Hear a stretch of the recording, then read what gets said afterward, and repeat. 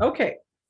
Hello, everyone. This is Lisa Anderson, and I'd like to welcome you to our Northern Lights Sailing Club February Zoom meeting. And I'd like to let you all know that this meeting is being recorded. If you do not want to participate in a recorded meeting, then you need to disconnect now. Thank you. So today's meeting is featuring a very famous speaker that Tom will introduce in a few minutes, but we have a little bit of business to get done first. I do want to welcome some extra folks that we have on the line, not personally because I don't know all the extra people, but I'm pretty sure we have some folks from the Duluth Superior Sailing Association, so welcome aboard. And we might have some folks from the Minnesota Sailing Alliance, I believe it is, and possibly some folks from a group called Shed. And there might be some other folks online that are not Northern Lights Sailing Club members. So anybody else, welcome aboard and glad to see you joining our Northern Lights Sailing Club Zoom meeting. Lisa, we also have some people from the West Metro Climate Action Group out here in the Minnetonka area. Great, I great. see a few of them out there. Yeah.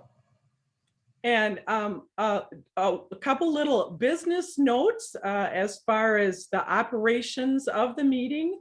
I would like to request that everyone stay muted. The way we would like to handle any questions is if you look down at the bottom of your screens, there is a little like a call out that says chat on it.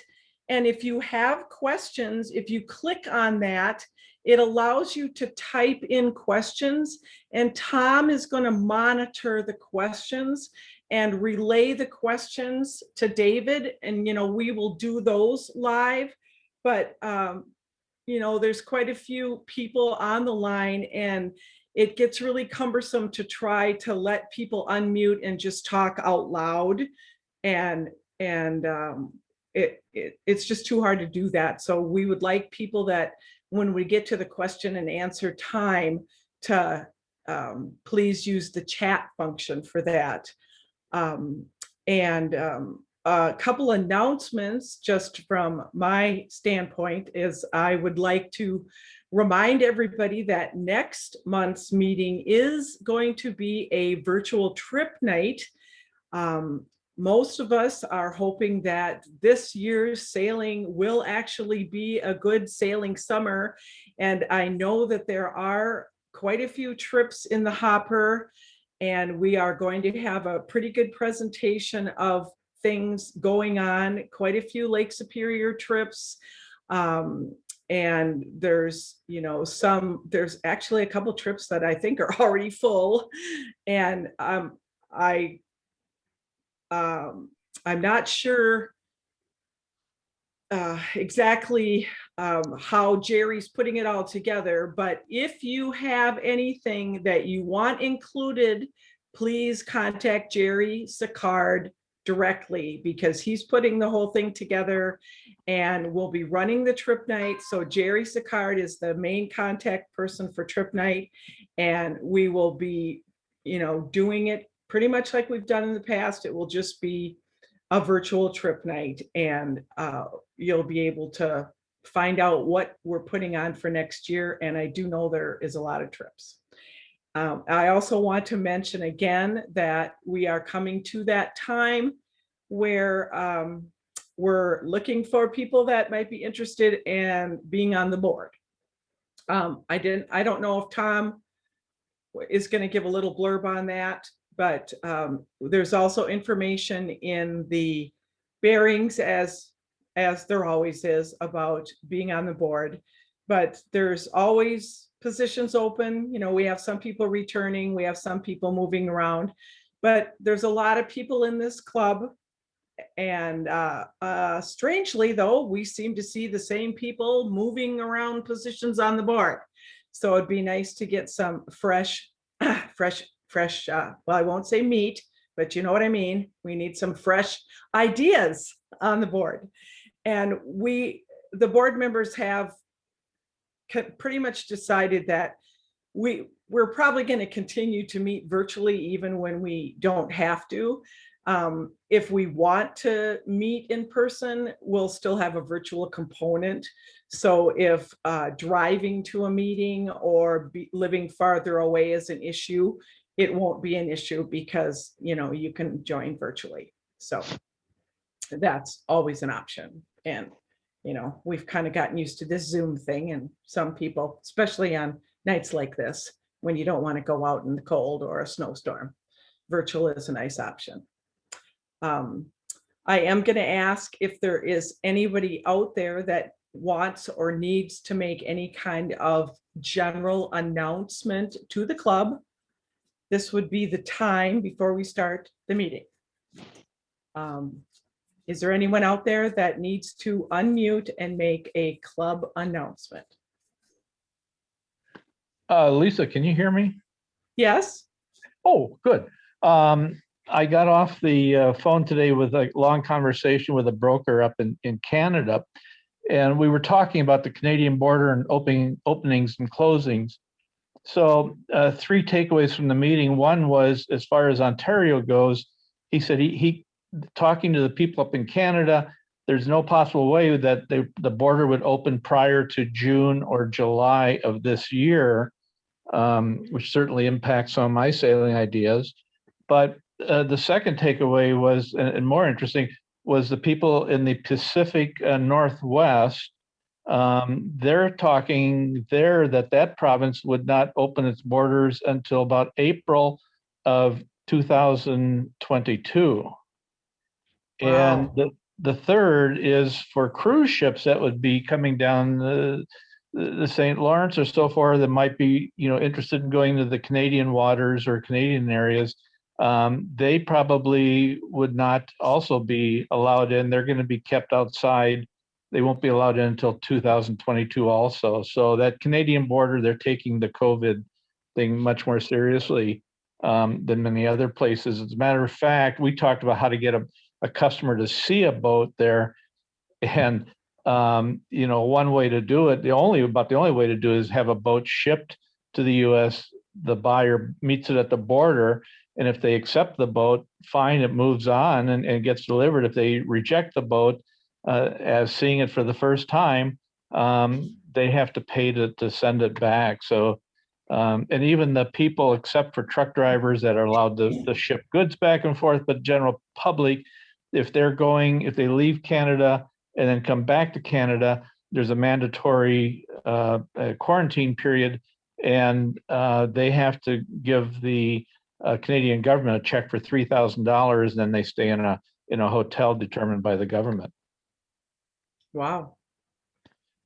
So, well, I guess we won't be sailing to Canada anytime soon. Sadly, I believe that is true. Well, here, let's go to Isle Royale. Bingo. Yep, more than once. Well, thanks for the update, Reeve. Okay, anyone else have any club announcements or information? Okay, I do want to make one other little announcement, and that is to welcome Kristen Matheson.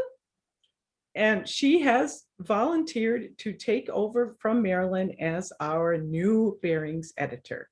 So thank you.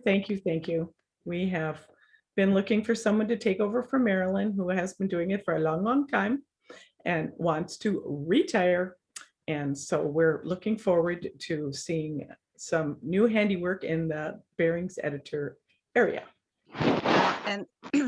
And all I will say about that is that there is form and there's content, and I can handle the form all right, but when it comes to content, I'm going to rely on all of you to provide me with ideas. And just keep in mind that I've been on trips with a lot of you, and if I'm running low on content, I have a lot of good stories to tell. So there you go.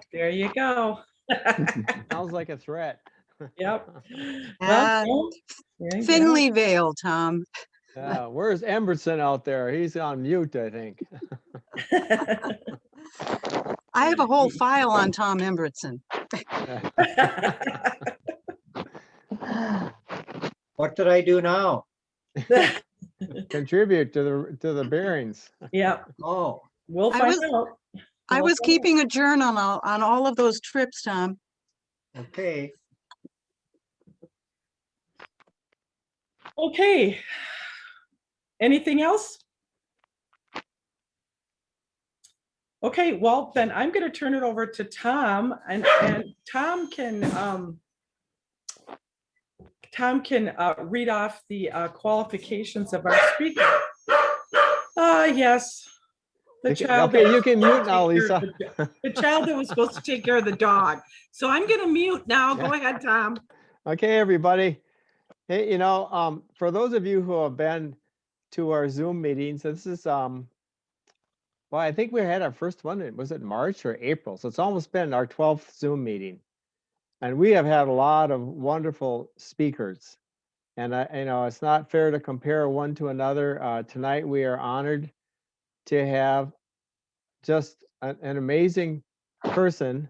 And during his presentation, we did a run through part of it the other night, and I know he's going to cover some things about himself and about another really famous person named Roger Swanson, who some of you know. Some of us that are in the meeting tonight, we actually go way back to the late 80s and early 90s in the forming of the club.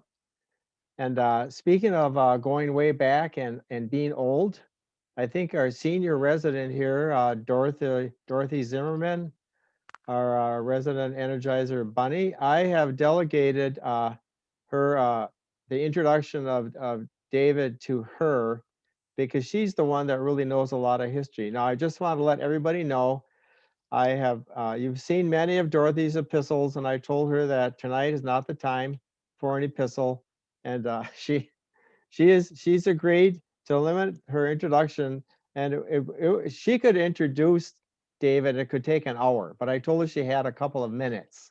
So Dorothy, you can go ahead and unmute yourself, and you've got center stage here. Okay, and guess what? 3 minutes if I read it. So I promised 3 minutes, so I'll read it. Can you hear me? Am I there? Yes, we can hear you, Dorothy. Okay.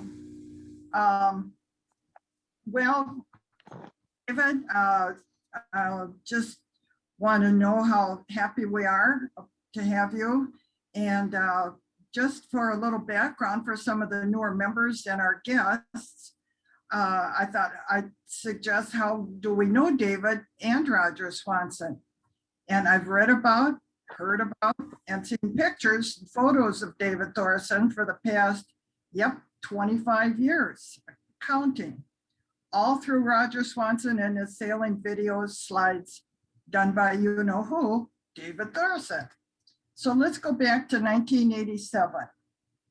Okay, Lois Nystrom, Commodore of our sailing club, the Windward S's, answered Roger Swanson's ad for a crew member. A few weeks later, off she went on Cloud 9 from St. Thomas, the Virgin Islands, to Rio de Janeiro, which was a 2.5 months and about 3,000 nautical mile journey and adventure. And the rest is history. Roger became a welcome visitor to our many club activities, along with invitations to his pig farm in Donnell, Minnesota. In 1995, Roger, having returned from his first try at the Northwest Passage in '94, was our guest speaker. And we had over 80 members at that meeting. Several of you were there. He was our guest speaker, and we had a slideshow, but he'd asked for a large screen. So we rented a 12-foot by 12-foot slide screen to present it. So by now, members from the Windward S's have joined the recently formed Northern Lights. So now we've merged and the clubs have grown. For the women zooming in tonight, our members and friends, you might like to know that Roger's wife, Ganelle Templin, had been a Windward S's member and had met Roger, a widower, at one of our activities. Then after voyages together, they found they were soulmates and later married, with Roger's promise to her of a circumnavigation for their honeymoon. That for nice. Ganelle speaker at one of our meetings. So with this background of the long friendship with Roger Swanson, I was really delighted and blessed to be able to reach out and finally meet and invite our outstanding speaker from Okoboji, Iowa, and Keystone, Colorado, David Thoreson. Welcome, David. Well, thank you very much, Dorothy, for that nice introduction, and Tom and Lisa and the Northern Lights Sailing Club, and greetings from 9,300 feet in the Rocky Mountains, where we have not had the cold that you have had. Fortunately, it seems to be trapped on the east side of the Continental Divide. So the other night it was minus 27 wind chill just 60 miles from here, and it was 29 degrees here in the mountains. So very strange weather that we're having indeed. And for all of you that have the sailing background and love the weather, I'm a total weather geek. So I think we've all been pretty much geeking out with the polar vortex for sure. So anyway, I'm going to take you on a whirlwind tour tonight through some really great sailing events with Roger Swanson on Cloud 9 to both poles, and then also a little bit about my Around the Americas expedition that I did 2009 and 10, which was a 28,000 mile circumnavigation from the two ends of the earth. So instead of going around the equator, we went circumnavigated the North and South American continents. So I'm going to begin by sharing my screen, and we'll see if our technology is working correctly. And share this, and I'm hoping you're all seeing so far. I have too many things here. Okay. All right. All good? Yep, looks good. Here we go. All right. So this is one of my favorite photographs I took in the Arctic Ocean in 2007. I show this because it was Roger Swanson's favorite photograph, actually, of the ocean that I ever took. And the wind was blowing 35 knots. The seas were running 15 feet. There was a small craft advisory along the Arctic coast of Alaska. And as I always say, a great day for sailing. So as my story begins, I want you all to really think about where and when did you fall in love with the water? And as I go through this, really try to think about your own story and how you might tell it to other people. My story begins in Northwest Iowa, of all places, at Lake Okoboji. And this is a glacial lake, much like Lake Minnetonka, for instance, in the Twin Cities. We raise scows there, have lots of great water activities. And as I always like to say, it's the southernmost Minnesota lake, because sometimes Iowa doesn't really claim us.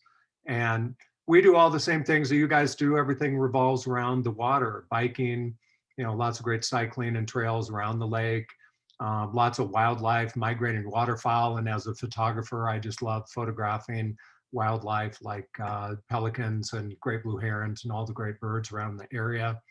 And also participate in so many water activities like stand-up paddleboarding, and we have all the classic wood boats. So we have the whole lake culture that I grew up on in Northern Iowa, including sailing. But one of the things I want to stress to you and for you to think about too is that we have a little tiny rural county, the only one of 99 counties in the state that actually has a tourism-based economy, and it's all based on clean water. So this combination for me of getting involved in conservation, being a clean water advocate, photography, and sailing are really the basis for my career in taking up ocean sailing and sailing around the world with this type of background. But it really begins with sailing. And I've been Commodore of the Okoboji Yacht Club. My mother was, my grandfather was. We have a long lineage of sailing and sailors in the family.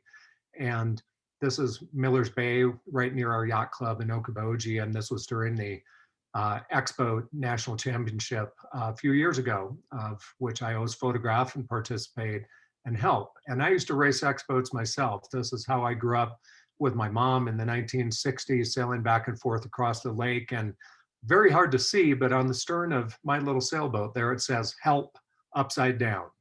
And I needed that many, many times, sailing my X-boat in races and learning all the ropes, so to speak. But lake sailing is so great, sailing small boats, being near the water, having lots of accidents and mishaps and fixing your boat and all the things we know about. It gives you a great feel as you start moving up the line into larger boats to have that feel for the water. For sure. We still race the X-boats at Lake Okoboji, and this is the X-Inland Championships we had a few years ago, and we're holding the Inland Lakes Yachting Association Championships this summer in August. So the lake sailing tradition is alive and well at Okoboji. Of course, I still sail scows. I have a sea scow, and I've been really fortunate now that my two nephews are old enough to crew for me and sail. So we enjoy racing all summer long and have a good time on the water still. And of course, photographing scows and working for Buddy Melgus and North Sails and all sorts of folks throughout the sailing world has been a big part of my career growing up and kind of establishing myself and my career throughout the years.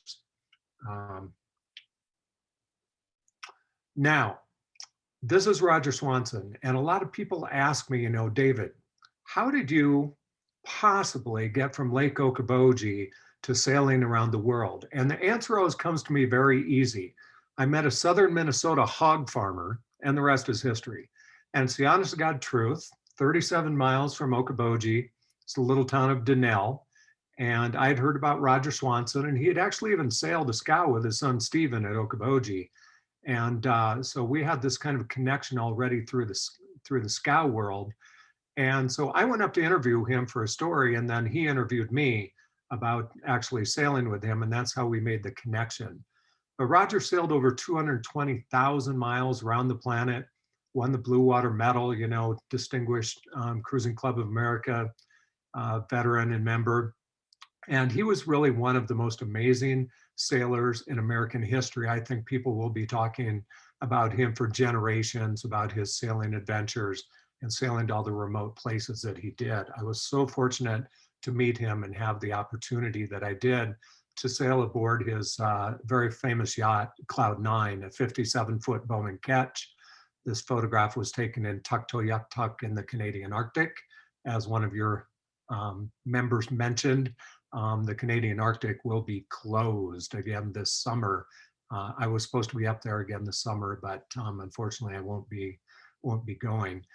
Cloud 9, beautiful sailing machine. You can see both booms are parallel. Everything's put away perfectly. We always kept the boat just absolutely magnificently put away, both when we were not sailing and while we were sailing. Normally flew 4 sails. We carried 17 sails aboard, flew most of them, needed them sometimes when they might be torn or sails would get damaged. We'd have to repair them and throw up another sail. So this is Cloud 9. You can see the jerry cans there for extra fuel. We even have fuel drums in the cockpit for extra fuel that I'll go into a little bit later. This is me hanging upside down from the top of the mast on my first crossing from Cape Town, South Africa to Ushuaia, Argentina. So I'm 6,000 miles in 38 days. This was my actually first time ocean sailing, was a 6,000 mile, 38-day passage, which I just absolutely loved and just kind of kept going with Roger. Of course, Roger was very much a father figure to me. I sailed over 45,000 miles with him and 9 epic voyages. And so I'm, very, very sad to lose him in my life, as so many others are that knew him well. But boy, did we have a heck of a time, and he left no cards on the table, that's for sure. This is a picture of Roger, one of my favorites, from southern Greenland in Prince Christian Sound. And these are the types of places that we sailed and went together. Roger never held anything back. He was really a wolf in sheep's clothing. If you ever met him or knew him, you know that he was a quiet, very humble man, but boy, was he something else out on the ocean. Very methodical, very smart, very intelligent at executing a game plan. And again, Roger passed away a few years ago, but not after setting the stage for so many sailors to follow him. I'd like to say sometimes that he kind of ruined my life, because I've never been the same since that first voyage with him 30 years ago. And I've been trying to get out to sea and do as many things as I can in my career, following in his footsteps. And I thought I would just throw this in because Roger, on his 80th birthday, invited everyone who has ever sailed with him and many others and friends from the area to his farm for one last hog roast and a big hoo-ha with the John Deere tractors and the whole business. And friends came in, and other sailors from all over the country, and quite frankly, from all over the world, to have one last party with Roger on his 80th birthday. Little did we know that he was sick at the time. And I'm glad that nobody knew, because we just had a great time. And soon after that, he did announce that he was sick, and he struggled with that for a few years before passing away. But we had signs in cornfields directing people of how to get to the farm, and it was just one of the greatest events ever. So anyway, cheers to Roger, and here we go on some stories.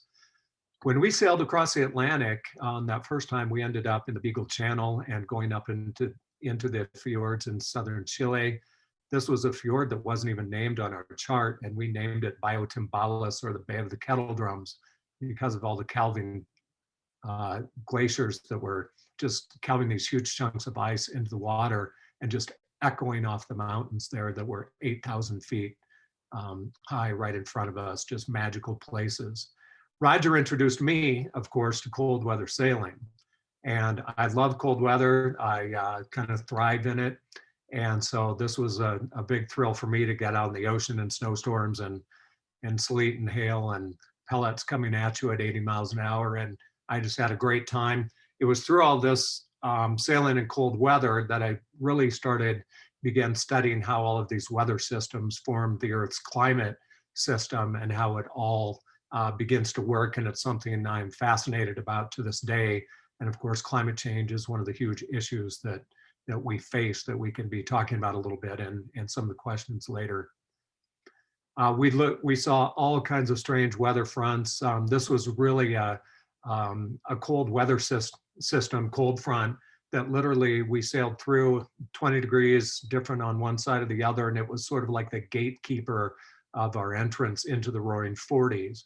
And of course, when you're out there, you also have to deal with huge weather, wind, and wave systems. These were 35, 40-foot seas near Cape Horn that we had to get through. I think the highest wind we had recorded on cloud 9, we pegged our wind gauge at about 85 knots.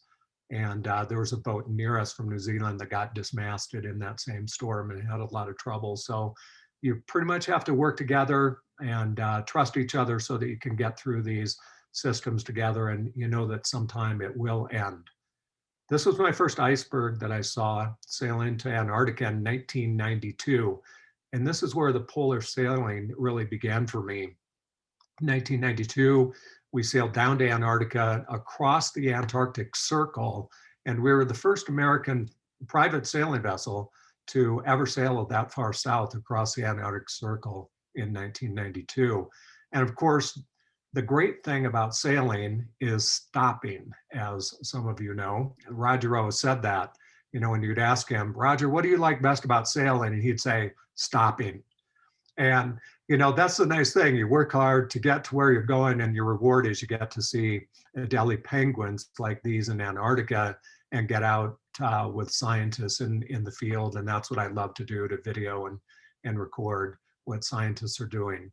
So this is Palmer Station that we stopped at after getting kicked around in storms for 3 days in Antarctica, after we crossed the Antarctic Circle, and then we sailed back north, and we were trying to make landfall, but we got caught in a storm that lasted 3 days with sustained winds of 40 to 70 knots and 35-foot seas surrounded by icebergs, calving ice, and it was a very, very dangerous situation. We just tried to hold our own. Private vessels really aren't allowed at Palmer Station, but the ham radio operator there was our only lifeline to the world, and they were all rooting for us to make it through this thing. And we finally got a favorable wind shift and sailed into Palmer Station and regrouped there. The warmest we could get our boat was 37 degrees. Our heating system went out, and it was a lot of trouble there in Antarctica, but we had a great time with all the scientists and workers there. We got warm showers and a meal and had a great, great time at the Penguin Pub. And so we hiked up the glacier there. And as I was saying the other night in our dry run here, look across there to the other side of the glacier. I was literally hiking up and standing on the other, like that on top of the glacier. Now I have drones. I could just launch a drone and shoot this kind of picture. But, back in the old days, we had to hike all the way up to the top of the mountains to get pictures of the boats. And that's what we did. And so sailing and getting photographs is a really tough chore sometimes. It's a tremendous amount of work, but to get a photograph like this is really worth it. So this was Antarctica, and it really sort of primed us for the Northwest Passage. And so for the next 2 years, we worked to get the boat north. And I rejoined the boat in Nova Scotia in 1994 for the first attempt at the Northwest Passage. So I joined Cloud9 in Lunenburg. And what we wanted to do was kind of twofold with goals. The first was to explore the west coast of Greenland. And second was to get to Resolute. And maybe third, if we had the opportunity and it looked okay, we would try to execute and attempt the Northwest Passage. But what we really wanted to do was follow in Amundsen's footsteps. So if you look at the map here, the route is to go up the west coast of Greenland with the warming current that takes the ice off the shore. So this is what's called the lead. And we're mostly sailing through iceberg water, which means there's going to be icebergs and bergy bits, which are small fragments of icebergs. And then also sea ice, which is also called pack ice, frozen seawater. So those are your obstacles. So up the west coast of Greenland, crossing the Arctic Circle, about 600 miles north of the Arctic Circle to 74 degrees north or so, and then you cross west and into the Lancaster Sound, and that's where the archipelago of islands are that make up this sort of tricky Canadian Arctic portion. Then you go south sort of from Resolute to Johaven, and then you go all the way across the entire continent of North America. And if you're lucky enough, you can get to the Bering Strait, Aleutian Islands, and the Pacific Ocean. It's some 7,000 miles, and it had never been done by an American sailor or sailboat before. So it kind of looks like this too in practice. The route heads north with the current. I'll turn that sound down. There you go. West coast of Greenland, cross Baffin Bay, splitting the pack ice, Lancaster Sound. Now you go south through this archipelago of islands and then across the entire top of North America, Point Barrow, Bering Strait, Aleutian Islands, into the Pacific Ocean. And this is what it looks like beating along, lots of fog. My bunk was right under the dinghy there, so I was trying to sleep when I was on the off watch in this sort of lumpy sea that we were sailing through much of the time in Baffin Bay. So in 1994, here we go. Lots of snow and ice on the deck, very, very dangerous. You go over the lifeline, you're dead. That's the first thing that Roger told us. And so we were very careful. I was almost always clipped in, running around the deck, doing photographs because moving around in these conditions is very dangerous. Of course, the west coast of Greenland is just one of the most magnificent places on Earth. Being in the fjords and photographing the blue ice and green ice and black ice and clear ice, all of that was one of the most wonderful experiences that I could ever imagine. And that's what really took me out into this area to begin with. Sailing with Roger, I wanted to go to the extreme places of the world and work hard to photograph these special places. As you go up the west coast of Greenland, this is what it looks like. You're from the deck, you're dodging these bergy bits all the time, going through bergy water. When you get out in the open sea, you're dealing with pack ice or sea ice. Close to shore, it's a lot of small fragments of iceberg. So winding your way through these icebergs, getting to a safe location, regrouping, and then checking out the conditions and advancing little by little. On the nice days, we could stop close up to icebergs for a nice view, get in the dinghy, take some photos. The gentleman there in the red suit is Jeff Pope. Many of you have probably heard of. He was 81 years old when he went with us to the Arctic. He wanted to return one last time, especially to Umanak in Greenland, a place that he had visited years before. And Jeff is a historian himself that I could do a whole presentation on. One of my great friends who has now passed away also. But Jeff had a boat named Sheila Yates on Lake Superior in Duluth and wanted to sail across the Atlantic. Long story short, he got trapped in the ice off the coast of Greenland, surrounded by the ice. They had given themselves up for dead. And one crew member kept sending out maydays, and a fishing trawler returning to the Faroe Islands heard their mayday, came into the ice and rescued them, tried to get the boat out. And Jeff's beautiful Sheila Yates just got pummeled in the ice and sunk before his own eyes. So a very sad story, but they got rescued. So Roger said, well, let's get Jeff back to the Arctic one last time. And Jeff was with us, and what a great gentleman with all kinds of stories he was with us, and a great helmsman. This is Cloud 9 near an iceberg in Greenland, just for a little bit of scale. You can also see on top of the iceberg, I was always kind of cussing the fact that there was all this dark matter and dirt on top of the icebergs and glaciers and such. And now what I've come to understand is this is what's called black carbon pollution. And this is some of what is causing the melting, and probably was the actual sort of trigger point for some of the melting that is causing the ice loss in the Arctic to this day. There's lots of aerosols that are carried around the planet from industrial development, wildfires and such, and they deposit on the white ice, and then it warms the ice and melts into water. Again, we can address this in some questions later. This is one of the biggest ice fjord on the west coast of Greenland. It's the Jakobshavn glacier and ice fjord, and it produces about 10% of the icebergs that reach the North Atlantic, and probably produced the iceberg that sunk the Titanic. So we stopped and hiked out there and saw the ice fjord in action, which was amazing. And it's now receded 20 some miles all the way back to the calving face. So it's a very much studied glacier in the Greenland area. Just a side note, when we went back in 2007, there were some 67 research vessels working in Greenland studying climate change, and especially this glacier here.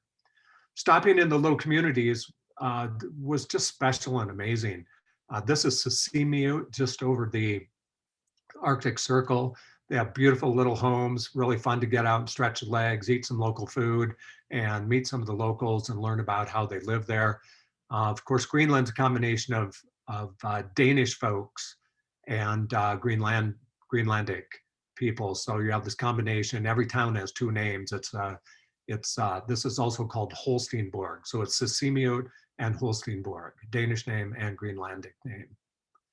We worked our way up north. You can see the rock outcrop there. This is about 73 or 4 degrees north now. And this landmark is called Devil's Thumb. And this landmark sort of signifies the place where you can cross over to Canada. It's a traditional place where the pack ice of the north splits and opens up a lead and open water to go over to Canada. So we'd had favorable conditions and favorable weather reports and everything. So we decided to go for it at this point and cross Baffin Bay. So we split the pack ice perfectly. Then the wind kicked up, but it was from a favorable direction. You can see it, big seas. Roger and Jeff on watch here. And we sailed very fast across Baffin Bay, and fortunately didn't see any big ice along the way, and had a fast crossing into Lancaster Sound. So big following seas, but great conditions for sailing and waves breaking around us, and just good fun out there on the ocean. This is what our chart looked like as we sailed from Greenland over. You can see on the left side there, the chart, the last point there is right by Lancaster Sound that you can see. This is a 300-mile channel, which is the entrance into the Northwest Passage. And upon the entrance, this is what we were faced with. And you're not in for a warm summer of sailing when you see these kind of big lenticular clouds and the forces that are at work up in the north. And we knew that we were in for a tough slog. Well, you also know you're in for a tough summer of sailing when you get into Erebus Bay and you start seeing the reality that you face, and some of the history becomes real that you've been reading about. These were the first 3 graves of the Franklin expedition on Erebus Bay. As we always say, the first 3 lucky ones who died, because all 129 men would perish on this expedition. You can also see in the background, there's a smaller boat named Back of the Moon. It was a French boat, 44-footer, with 3 crew members that joined us. So in 1994, think about this. There were only 2 boats and 9 people attempting the Northwest Passage in the entire world. And more people summit Mount Everest every year than have ever sailed through the Northwest Passage in history. So it's still a rare thing to do and accomplish. So the Franklin expedition, as you know, 2 big ships, Erebus and Terror, actually too big. They were refit naval vessels, too big for the Arctic. And they weren't built for these conditions. So they got stuck in the ice, had a hard time freeing themselves. So bad ships, bad vessels, poor clothing, bad food, typical British expedition.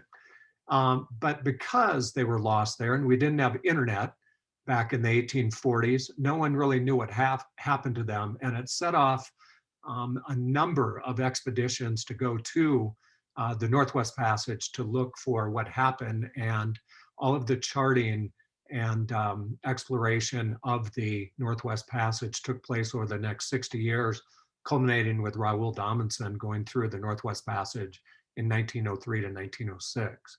We were wondering if the same thing would happen to us, because the northern pack sea ice, Arctic Ocean, was very, very different from what it is now in 1994.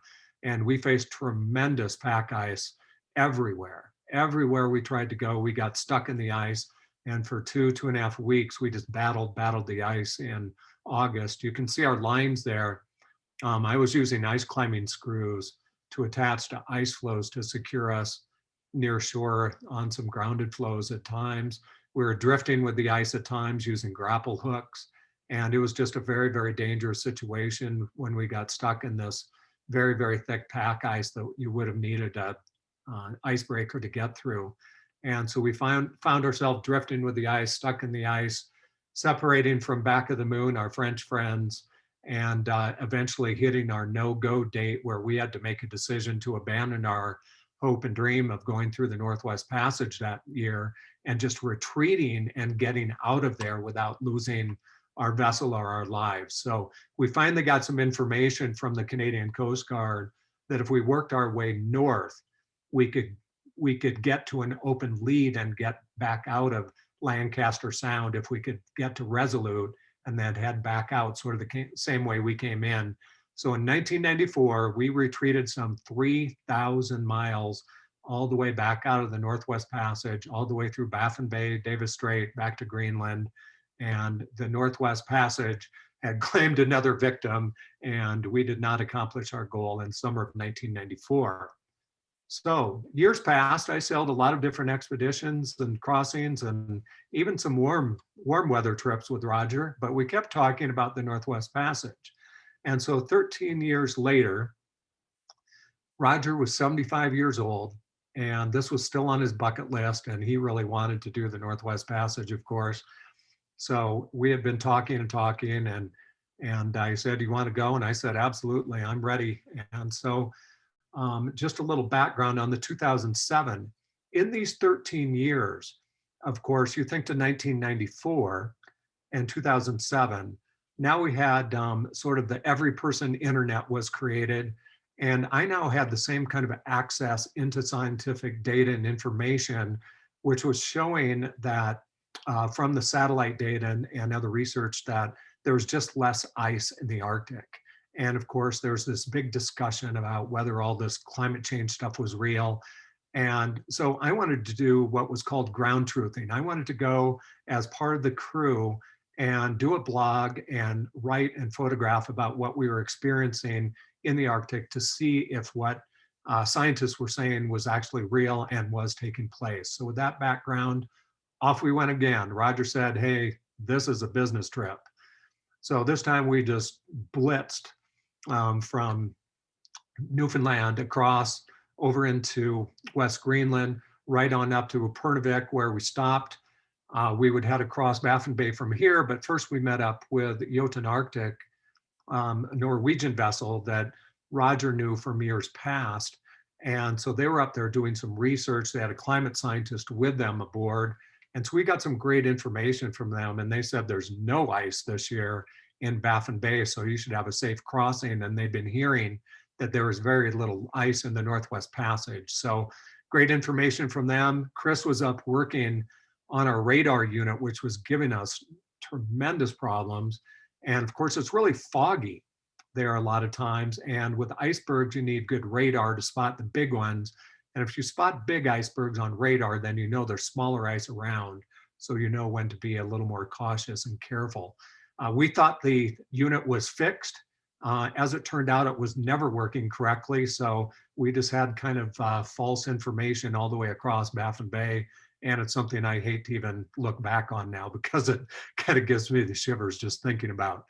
Of course, dense fog a lot of the time, icebergs hiding that fog, and not a lot of wind, every kind of condition you could possibly expect, from no wind to a lot of wind. And we did a lot of motoring this time in 2007 with a lot of fog. We entered Lancaster Sound, and lo and behold, guess what? The scientists were right. Jotun Arctic was right. There was no ice in Lancaster Sound at all, very little ice. And we returned to the exact same place where we were in 1994, 13 years before. In fact, we crossed our same point on the chart on the exact same day. And you can go back and look at that on the chart, and it's also in my book. But so this is what we experienced when we got to the same place in 2007, no ice. We were just so profoundly affected by this that we weren't even sure what to think. But the good thing was we could proceed. So we kept going. Even the polar bears were confused. And we were wondering how far they were probably going to have to swim to find their next meal, because there just wasn't any ice around there for the seals to be sitting on in the summer and for the polar bears to go hunting. So off we went. Now we could sail south. We made our turn south where we were blocked before, and we headed down Peel Sound. Now we're heading right on Amundsen's footsteps in Peel Sound. Of course, Roald Amundsen is my exploration hero, arguably the greatest polar explorer of all time. And his boat, Joa, discovered this beautiful little bay, which they named Joa Haven, and they called the finest little harbor in the world, because they were about ready to lose their vessel back in 1904, 1903 when they were there. And they named this little bay Joa Haven after their boat, Joa.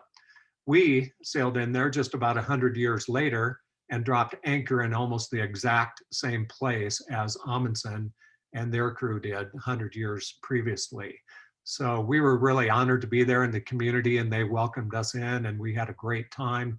And we learned a lot about Amundsen. And of course, the great thing about him, one of the greatest, is that he always wanted to do science also. He thought that his credibility would be forged and based on not just his sailing or exploring exploits, but also what they discovered scientifically along the way.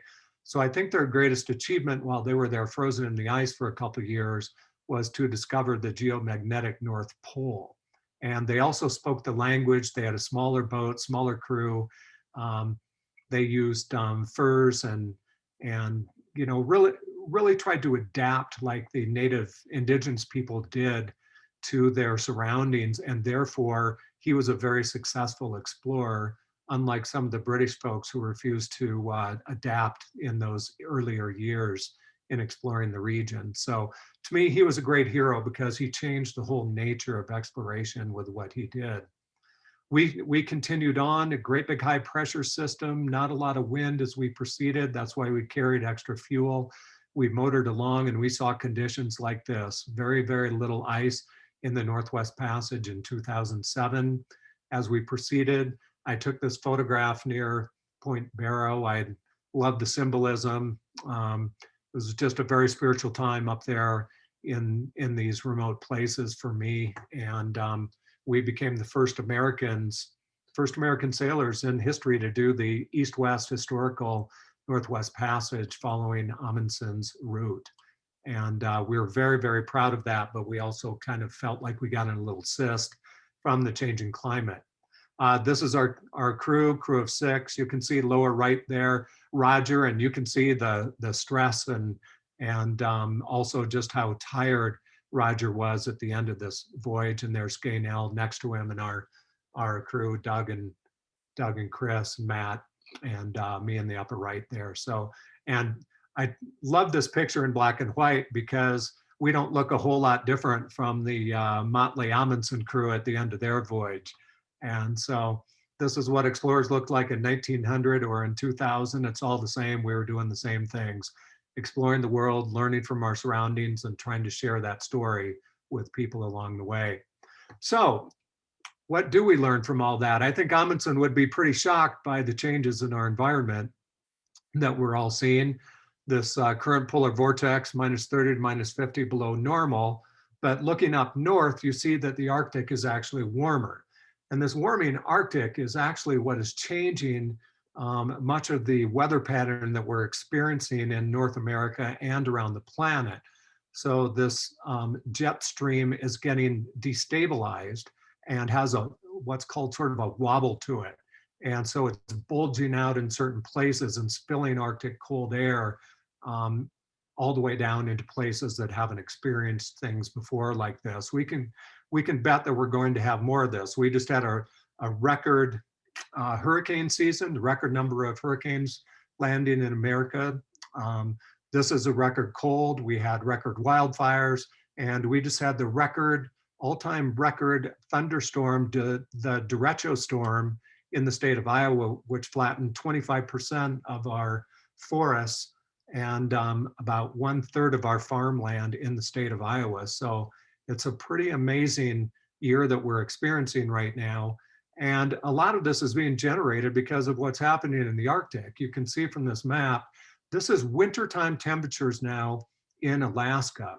And the sort of Arctic region has warmed between 8 and 9 degrees just in the past couple decades. And this is leading to less ice and snowfall both in the winter and in the summer. So the warming winters means that you have less coastal ice, so it's melting sooner, creating dark water, which is absorbing heat and melting more of the sea ice, and it's creating a positive feedback loop that is creating less ice in the Arctic. This is decade by decade, and I promise I'm not going to do too much of this, but you can see from the 1980s, really, our satellites were launched in 1970s, 1979, and they've been tracking the ice, and decade by decade, the ice is going down, and we've lost 50% of the Arctic ice cap in the last 4 decades. So this is what we're facing, and we're probably going to see the blue water moment sometime, I don't know, maybe in my lifetime, in the next 30 years, where we will have a completely ice-free Arctic Ocean in the summertime. So all of the science is something that I'm fascinated with, and it led me to exploring more expeditions and being involved with the scientific community. And right after our Cloud 9 voyages, I connected with David Rockefeller and some other sailors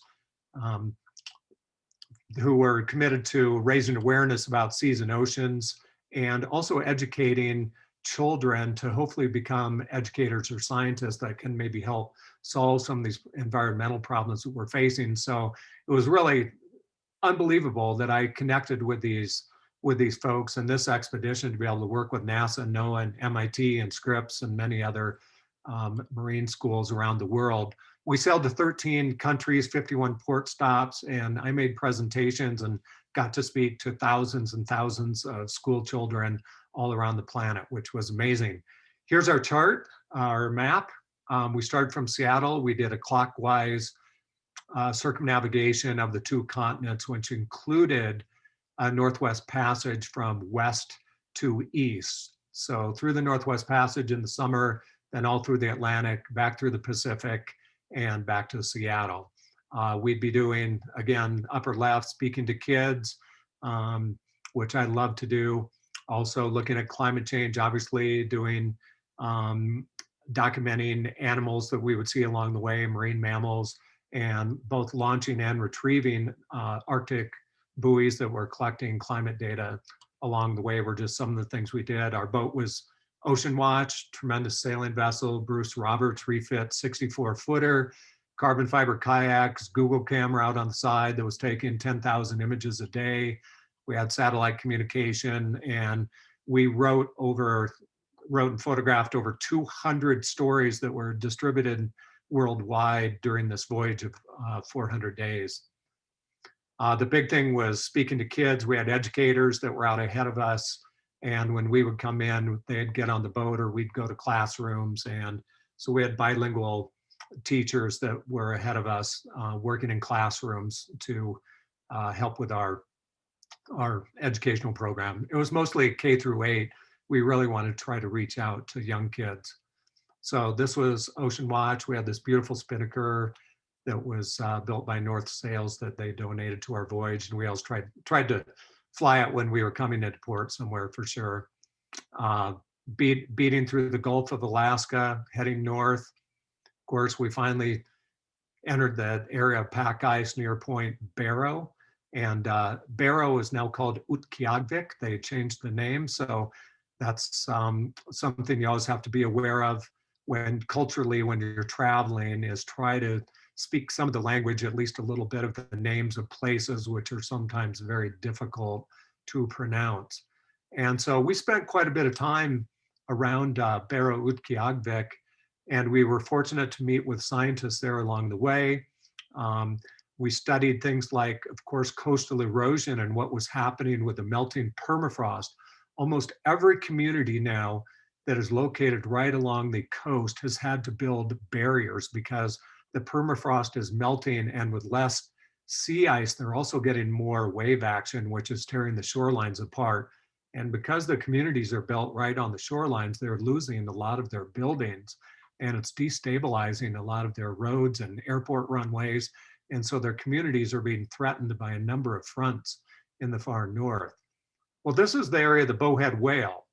And we were fortunate to meet the foremost expert in the world on bowhead whales and had him aboard and got out there to see them and photograph the whales there. The bowhead whale was nearly extinguished by hunting by the Yankee whaling fleets in the 19th century, 18th, 19th century.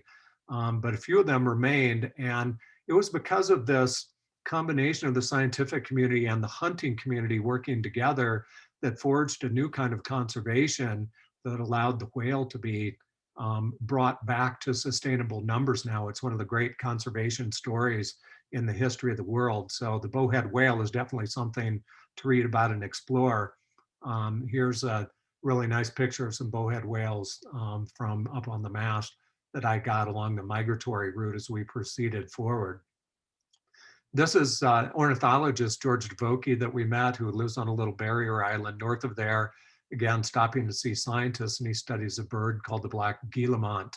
He's been on this island for 4 decades now, all alone. So he's a very quirky fellow, telling stories about his little bird. He lives in this little shack there. He used to live in the tent, but because of polar bears swimming now and trying to eat him, he's moved into the bear-proof shack here. But he goes out there every summer and studies the black guillemot, and is always cognizant of bears that might be swimming around there. With less sea ice, bears are swimming and looking for food, and his little birds and their eggs have made for good food for them to come and eat when they run into the island. So he was telling us lots of stories about the black guillemot and what's happened. And it turns out their breeding season has been extended now by 5 to 10 days per decade. And he didn't know what was happening with that, but he found that the ice along the Alaskan coast, the Arctic Alaskan coast, was melting and receding 5 days earlier, also per decade. And so the birds had picked up on that signal and they had adapted and had started breeding earlier. So this species that he was studying actually taught George about the issue of climate change, which he didn't know anything about. So fascinating story from the Arctic.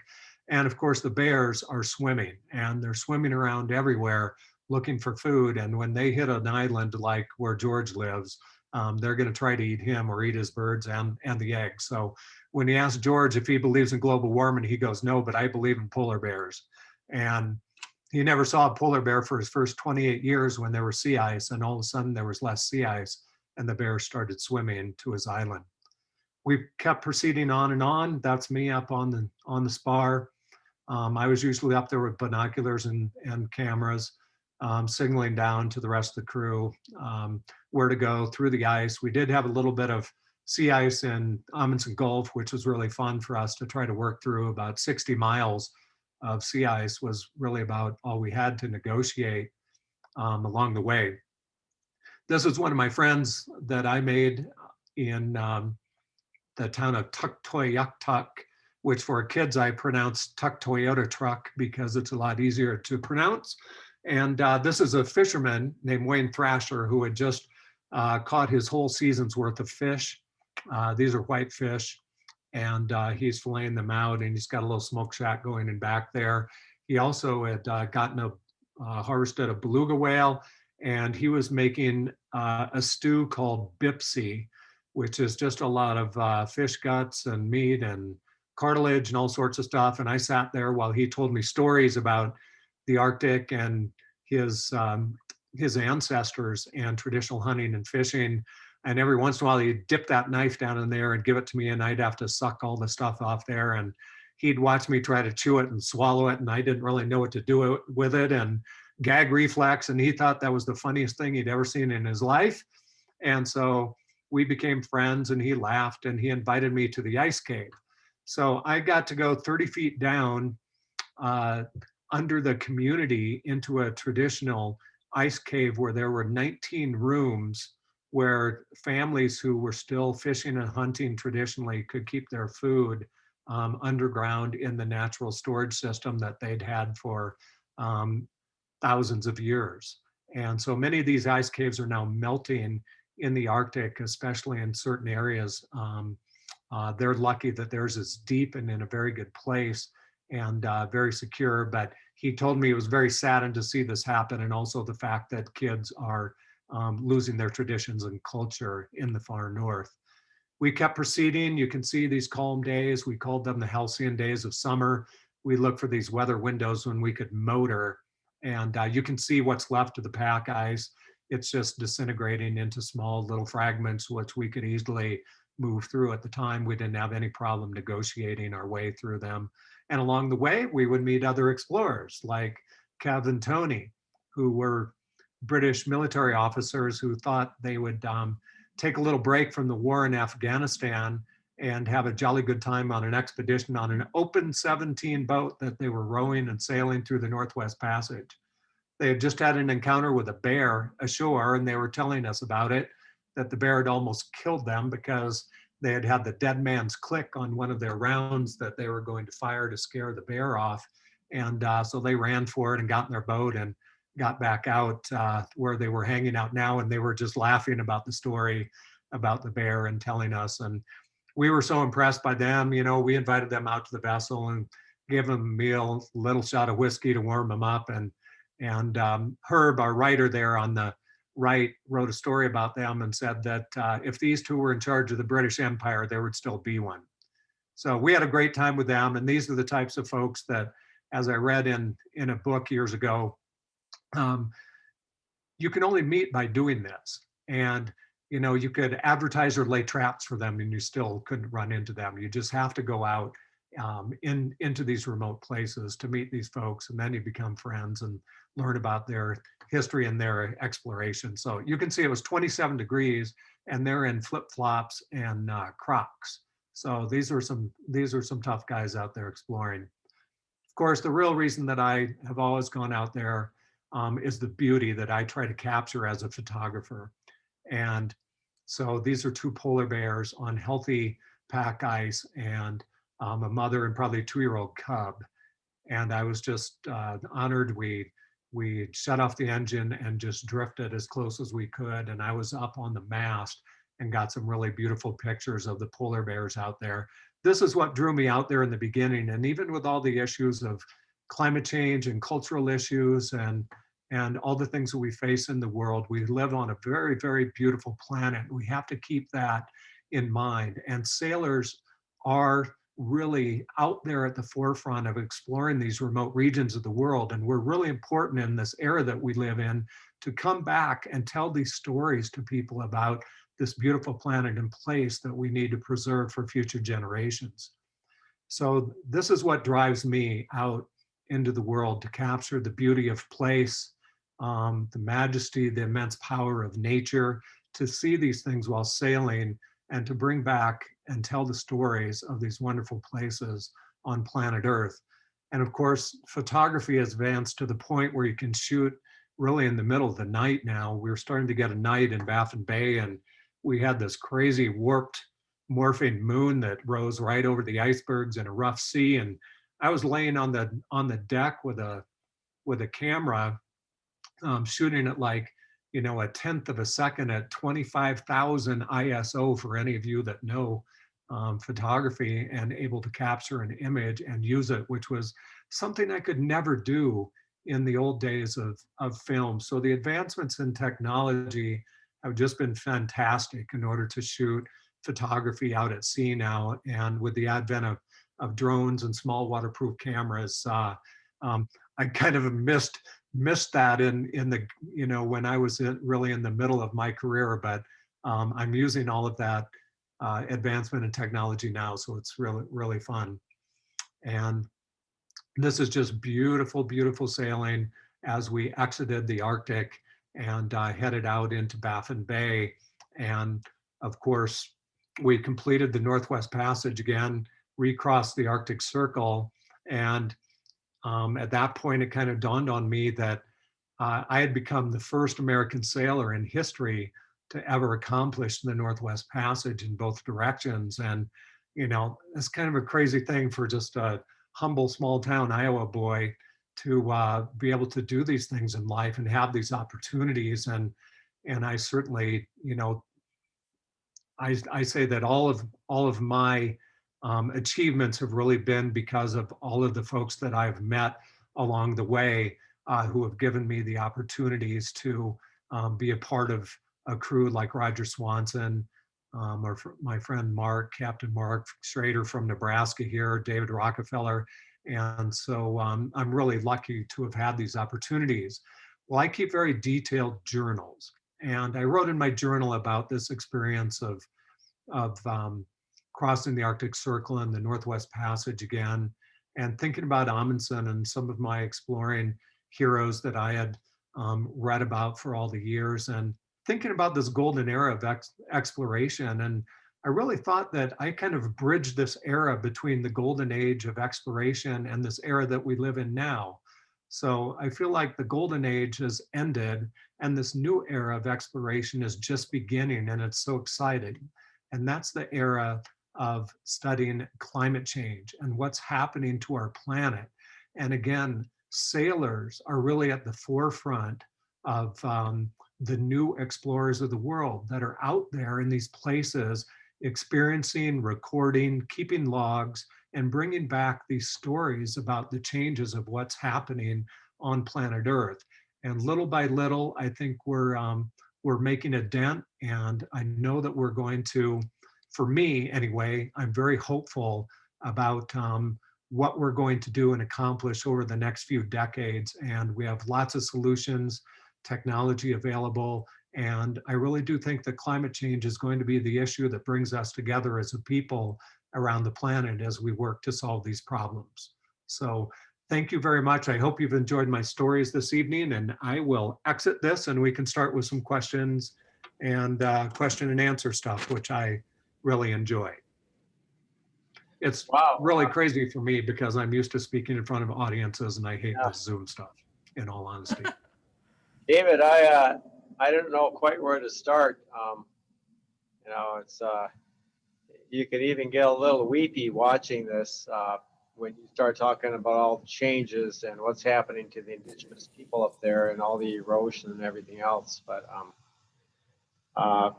thank you for such a wonderful presentation, and there are so many other stories. I wonder if you could, you shared one the other night that you didn't tell tonight, the near-death crash where your boat almost got crushed. You know, just take that one. I think that was your first attempt, I think, right? Yeah, I think you recall earlier one of the photos where it showed the lines attached to an ice floe.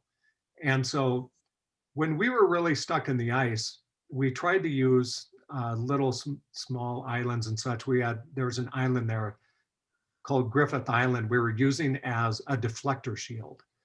And so the pack ice was moving in a direction that it was hitting this small island and deflecting away from us. And we were sort of on the lee, tied up to a big grounded ice floe. And we felt like we were pretty safe there. We didn't know what to do. But after a couple days, we saw a change in the ice flow movement, and we felt a pressure wave where this great big ice floe, which was 4 times the size of Cloud9, about 10 feet above the water and 15 feet below grounded, started moving and wobbling. And off in the distance, we could see this sort of flicker of ice moving. And we just went, oh man, we got to get out of here right now. And you saw from the way we were tied up, we actually had to cut a couple lines to get out of there immediately and leave our ice screws in the ice. And we turned right around the corner. We didn't know where we were going. And this great big miles long ice pack hit this ice floe that we've been tied up to and pushed it up onto shore and turned it sideways. So we most certainly would have been completely crushed. I don't know if we would have lost our lives, but we certainly would have lost our vessel. And that's how quickly the ice is moving and the elements change up there in the far north. Wow. Amazing stories about Roger. I mean, I think of him, he's 75 when he went back, but that's just amazing what you can do. And, you know, you don't have to give up when you get in your 70s. Yeah, never give up. I mean, Jeff was 81 and Jeff lived to be 92 and just kept going. You know, explorers are that way. It's amazing. I think there's, you know, people who sail and explore, I think for the most part, try to take really good care of themselves. And I know I was trained before all of my missions so that I'm in the best shape I can possibly be to get out there at sea, because you really need it. You know, you're dancing around up there on the foredeck and climbing up on things and repairing things in freezing cold weather and harsh seas. And you just have to be at your best at all times. And that's the way Roger was. Roger inspired me to be that way for sure. Can you just remind people here, if you have any questions, go put them in on chat and I'll pick them up here. Can you talk a little bit just about the life on the boat, and especially even down in Antarctica, and how many days you were, you know, just, I mean, how do you eat? How do you sit on the pot? How do you even take a leak? You know, I guess, I mean, we've all had, a lot of us have had that kind of experience about how you got to brace yourself as best you can, or use a can. But I just wonder if you could talk a little bit about that, about, you know, food and personal hygiene and all that kind of stuff. Well, there's a lot of questions rolled into one, but Roger always liked to have a crew of 6.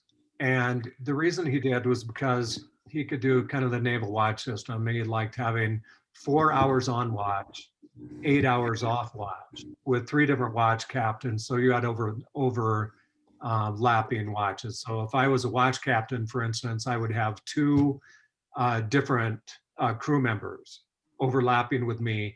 Therefore, you could relay information 24/7 as we were sailing. And so this all fed also into trying to cook, cooking in rough weather. We all took turns except for Roger. That was his one thing he didn't do. He said no cooking and no noodle. So any of you who like to cook pasta or eat pasta, no noodles on cloud 9. So man, that'd be hard. Oh man. So anyway, I'll just pick it up really at Cape Horn because we had tremendous wind and weather systems all the way down to really to the Antarctic Circle through the Drake Passage. So it lived up to pretty much everything that it was billed as. I don't get seasick, so I'm really lucky. It's my good Iowa upbringing, I guess. And so I was lucky during the trip. But there was a crew member named Sherry Rupee who was with us. And she'd sailed with Roger quite a bit. And she'd never been seasick. Well, she started getting seasick right away. And she lost, I think, something like 16 pounds in a matter of 3.5 weeks. And I'm not kidding when I say that. She was literally walking around with a bucket. And she was sleeping with a bucket. And she had a head contusion we got hit with a rogue wave, and she flew across the inside of the boat and was pretty messed up. So we had horrible conditions. Roger had saltwater sores all over his hands. His wrists were about 3 times the normal size. One of our crew members had boils all over his face. Again, once we got down to the Antarctic Circle, we got caught in that storm that lasted for 3 days. We lost all of our instrumentation. We lost all of our heat on board. The only heat we had was from the engine.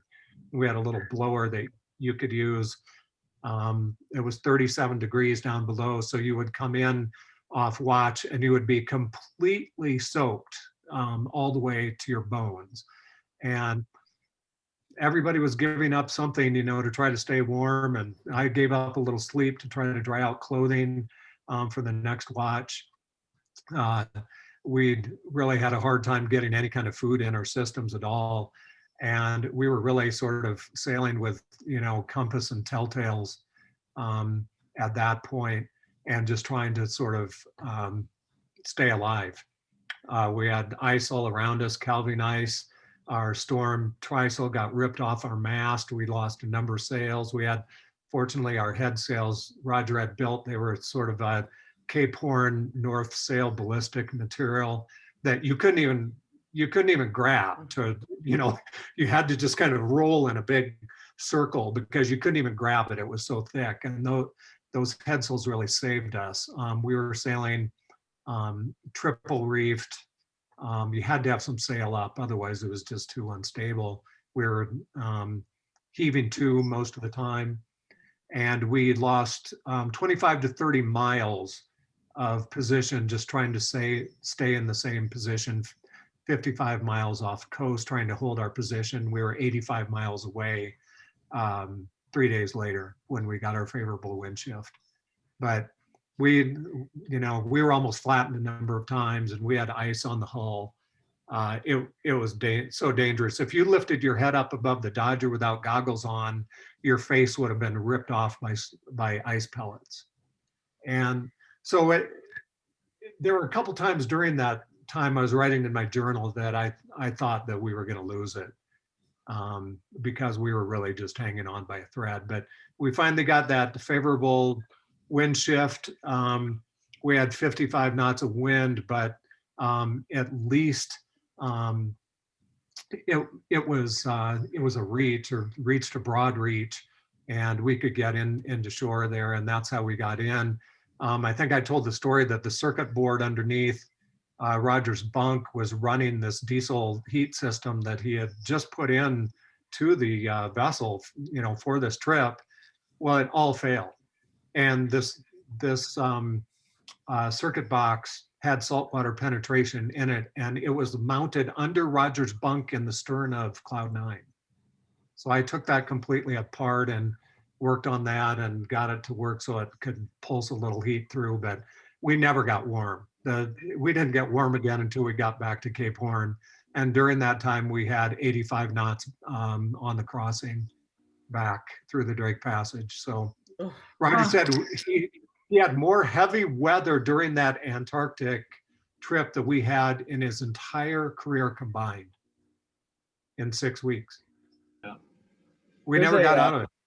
Got a question here. In the photo that you used to talk about the air pollution causing melting, there was a blue line near the bottom of the ice.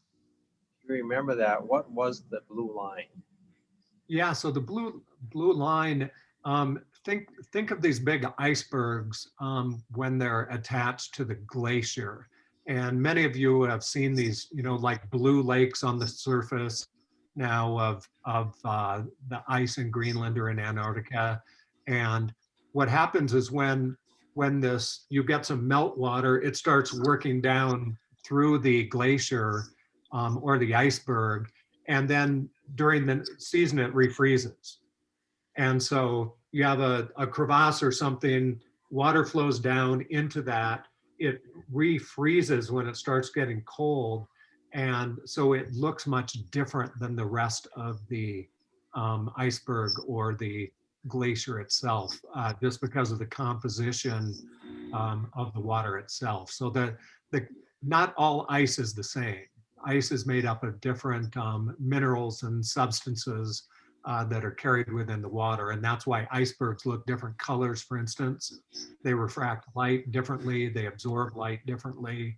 So you see all these different colors in icebergs and glaciers. So it sounds like there's these internal valleys that fill up with meltwater.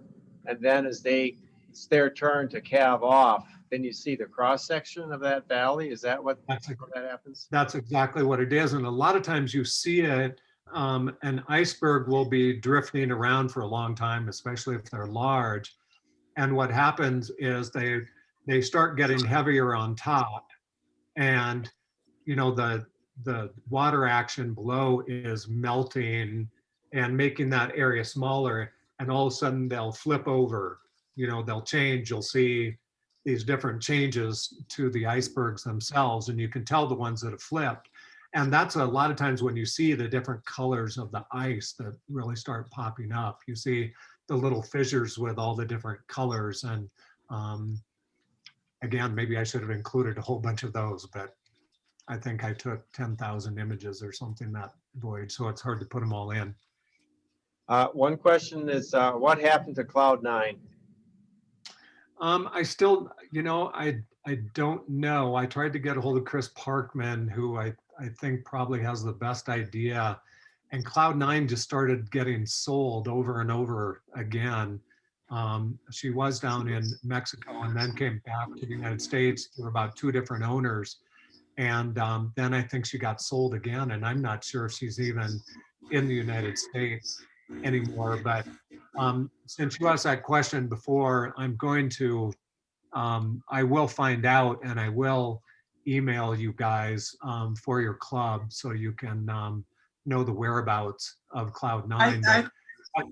As I said before, it's a tragedy because Cloud9 should be in a maritime museum somewhere with the entire story of Cloud9 there for people to read, because Roger was really, arguably the best sort of, everyday American citizen kind of sailor ever. No one will ever do the types of things that Roger did ever again, especially in that kind of golden era of cruising that he was out there doing, both with his family and friends. So it's a shame. But the other thing that happened, if you think about Cloud9, and so we finished our voyage in 2007, and we put the boat to bed in Kodiak. And Roger wanted to bring his family in 2008 for a trip south through the Inside Passage down to Seattle, where he planned on selling the boat. And if you think about what happened in 2008, that's when the financial meltdown happened. And almost overnight, no one could sell any boats. There were all of these boats for sale, and there were a lot of new boats. And so there were newer boats that didn't need a refit like Cloud9 did. Roger had all manual systems because that's the way we operated. I mean, we had 17 manual winches on the mast.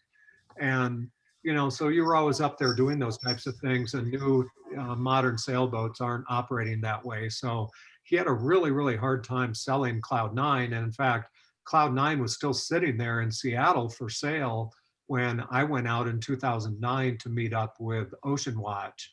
And I actually got on board Cloud9 and opened up the companionway and looked down there, and it was just sad because all of the photographs and all of the artifacts and things that Roger had traded for and had on board were all gone. She was just a stripped down, sad sailboat, you know, that had been ridden hard and put away. So I don't know. It's a sad story. Everybody always said I should buy Cloud9, but I kind of wanted to move on from that point. What are your plans for the future? Do you have anything you're cooking up? Oh yeah, for sure. It was interesting. I'm not sure who the gentleman was before that told the story about the Canadian Arctic, but I've been planning on heading back to do a Northwest Passage with a friend on this beautiful small research vessel last year and now this year. And it's interesting that issue came up because we just called off our voyage. It's all done. And because the Canadian Arctic is going to be closed for at a minimum until February 28th of 2022. And so my friend who owns the boat has been really working at this now for 2 or 3 years, and he just said, screw it. I'm going to sell the boat and move on. That was a big dream he had. And I've been working with some different groups and scientists to develop a science and educational curriculum for the voyage. And so it's just kind of sad what's happened there. But a lot of dreams have been vanquished by COVID. That's one of the few things I know for sure. And so now we're rolling in the same gentleman who's one of my new friends from California.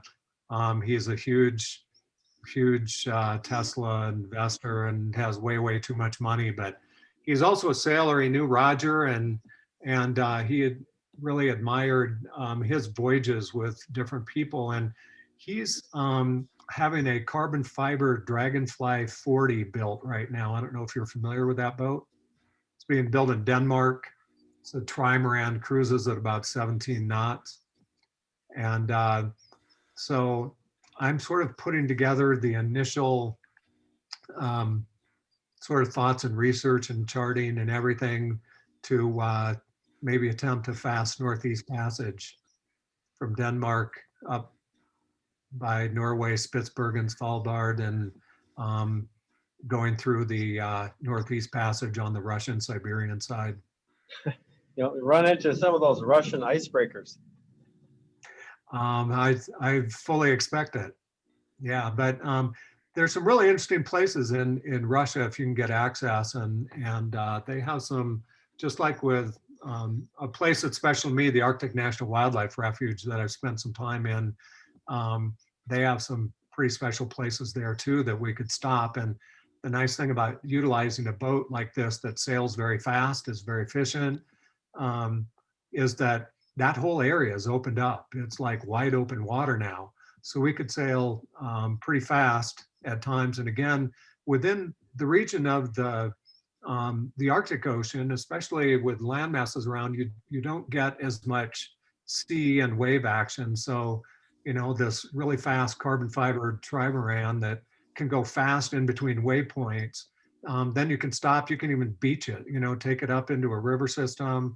The opportunity is to photograph wildlife and do a lot of drone photography and sort of take a look at the Arctic in a different kind of way. I think presents a really unique expedition opportunity to kind of show what a kind of new age vessel might look like to travel through open water in the Arctic in the summertime. Oh. Hey, Dorothy, you had a question, but I think there's a typo. It says crossing Arctic traditions. What? Tradition, What? Arctic traditions. When you cross the Arctic Circle, there's usually a tradition. When I crossed the Arctic Circle up in Norway, we had ice cubes poured down our back. What did Roger do? I don't know. I think we didn't really do too much. Everybody was usually pretty tired and somebody was sleeping and you know, usually somebody had tried to bake a cake the day before or something and we'd light a candle and, you know, tell a story and Roger would pour a little something. You know, Roger was a teetotaler, so, you know, he didn't drink, but he might, you know, pour a little shot of something and we'd all make a little toast and do something. But, you know, it was an exhausting, you know, just day after day grind. It was interesting after I got back in 2007, I had kept a blog and, you know, blogs were brand new then. You know, I didn't even know what it was, but I was trying to do it and I would get off the boat in these little Inuit villages or someplace or find a school or the, you know, medical clinic. And I would write my post and I would upload a photo and my blog got picked up by the Wall Street Journal and they sent a reporter up there and we became I don't know if you know this story with Roger, but we became a front page story on climate change and geopolitics and everything else having to do with the Arctic. It was one of the first stories that was ever done on this new era of Arctic travel and what was going on there. And so it was fascinating. And so after this voyage, I got invited to speak at the first ever World Science Festival at Columbia University. Yeah, with Richard Leakey and Sylvia Earle. I mean, it was kind of amazing. And I'd never really done anything like that. I mean, done, you know, a few small speaking things, but all of a sudden I was there with, you know, these spectacular scientists and 800 people, you know, standing room only. And so I told my story and everybody loved it. And then afterwards we sat down with an NPR reporter who did this round circle thing. And so long story short is I got asked this question about water conservation and what we did on board Cloud9 to ration water. And so this goes back, Tom, to your hygiene question. They said, David, what did you do about showering on board Cloud9? And so here's all these people in the audience. And I said, well, I think I took 7 or 8 showers in 3 months. And I said that very matter-of-factly, and 800 people just erupted in laughter. You know, like, I didn't think it was any big deal because that's how you live on a boat, right? You're in the Arctic and you might, every once in a while, you might strip off your foul weather gear, you know, to get in bed or something. But the idea of taking a shower or cleaning up just doesn't really happen too much. And I guess for people who haven't done this kind of thing or lived this kind of lifestyle, that seems to be a very strange thing. So it's always interesting to share these stories, as I'm sure you guys have many times, with people who are not sailors or really haven't had experience on the water, and kind of try to relay some of these experiences that you've had. And sometimes what you think is just sort of matter of fact, not funny story becomes one of the funniest things that's ever happened in your life. You made a comment which really stuck with me. You said one of Roger's favorite sayings, or what was his most favorite thing to do, was stopping. And then you said you work hard to get there and then you're rewarded. Can you, I mean, so many of the people in our audience, they know that what that means, because being on the water is so much different than being on the land. Can you just expand on that a little bit, maybe? I mean, there's road trips that everybody's done, but trips on the water and getting there and getting off, it's just cool. Yeah, it is cool. And sailing, and especially sailing out over the horizon, is unique. There's no experience like that when you see the land disappear and you get into a watch schedule and you're doing your routine and you're writing in your journal and you're cooking for the crew and there's storms and you have to perform and everybody's working together. It's truly an amazing and magical experience.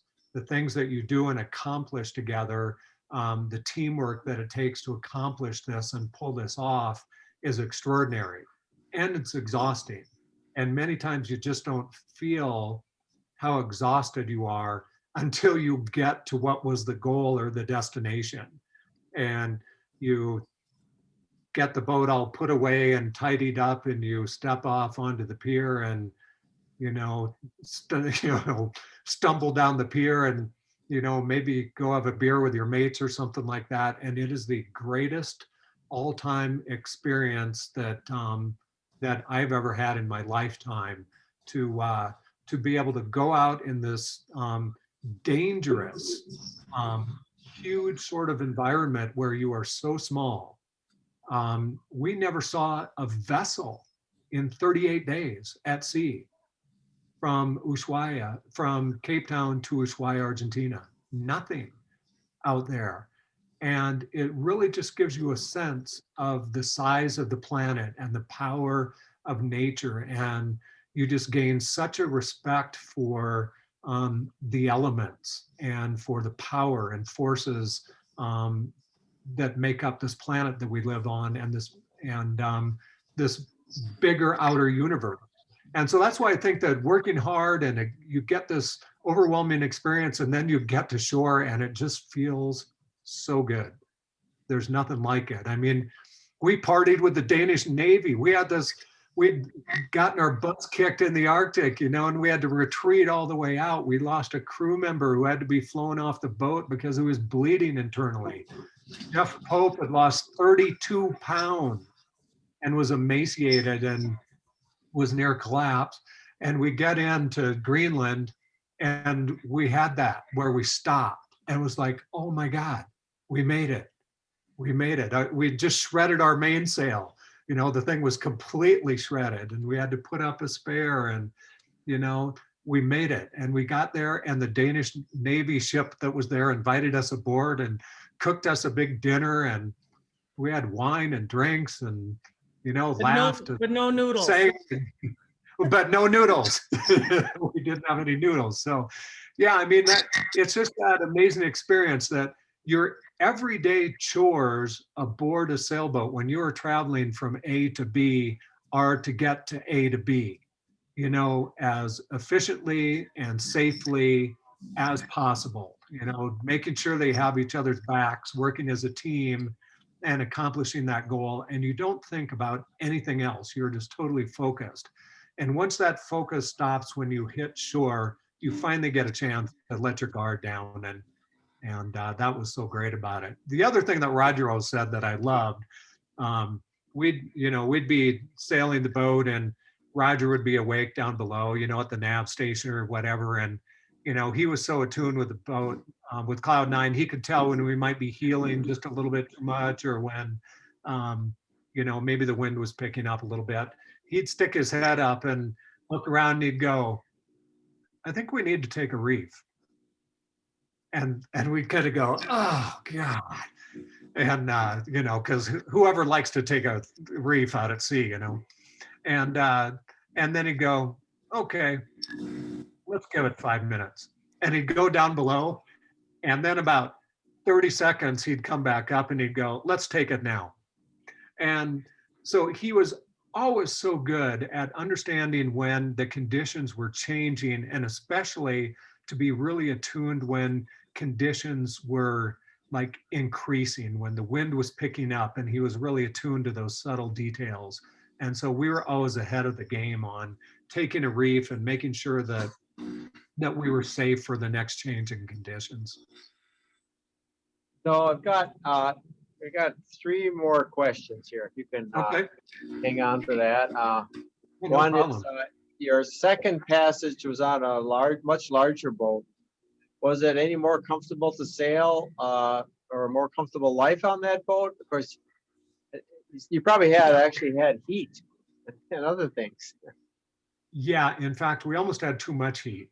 I didn't like it in that regard. The Ocean Watch was very comfortable. I mean, Ocean Watch had just had $1 million refit. So, I mean, Ocean Watch was a state-of-the-art research vessel. We had 17 computers running on board. We had through hull water quality monitoring 24/7, where we were monitoring things like ocean acidification and the pH of the ocean. And so we had all of this instrumentation aboard. We had a shower that actually worked. I mean, Roger didn't even have a shower in the in the forward part of the boat. He had a shower for like he and Gaynell or whatever, but we didn't have a shower, up in the crew's quarters, so to speak. So, and in fact, when we went down to Antarctica, we called it the Shackleton Tour. For any of you who have read Endurance, we knew that Roger ran a pretty Spartan kind of boat. It was pretty basic sailing and exploration, and comfort wasn't necessarily the whole part of the experience aboard Cloud 9. But on Ocean Watch, certainly it was, because we had 31 different people that joined us on board, including many scientists from around the world, and we had kids on board, and we had nice accommodations for that voyage. So the biggest thing I will say about that is that while we were in the Arctic with heat and all those computers running and all that stuff, it was warm. But when we got down to the equator, guess what? They'd taken out all of the air conditioning and all those types of things to put in all of the instrumentation. And so now we had 17 computers operating, and it's 94 degrees outside with 90% humidity, and it was about 95 degrees below with no air moving. And it was the worst experience I think I've ever had in my life, beaten against the current and trying to get around the horn of Brazil, and just horrendous experience around the mouth of the Amazon. Can you talk about how decisions are made? Well, there is only one captain, but there sure is a lot of conversation that goes on. And so the nice thing about Roger, because he was not only a brilliant man, but he was a very humble man. And he always knew that he didn't have all the answers, and that we all brought different experiences to the table. I mean, I was a racing sailor. Was always really good at sail trim and all that kind of stuff. And he usually deferred to me on, he called me the sailing master aboard Cloud 9. So that's the way we worked. He was great, just almost in a way that like Shackleton was great in putting people together, assembling crews together with different sorts of talents and things that they could bring to the vessel. And I think the same on Ocean Watch. We had a great mixture of people aboard. And then with even the scientists that we had on board, our oceanographer, besides being a brilliant NOAA oceanographer, was also a former, in his younger life, Texas blues musician.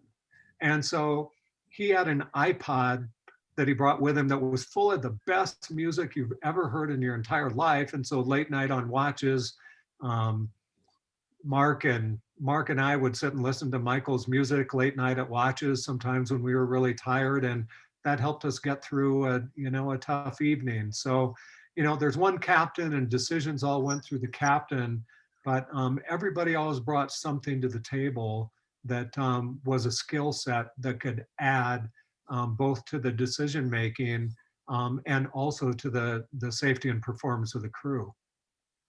Okay, just two more. What length Dragonfly sailboat are you considering for your next passage?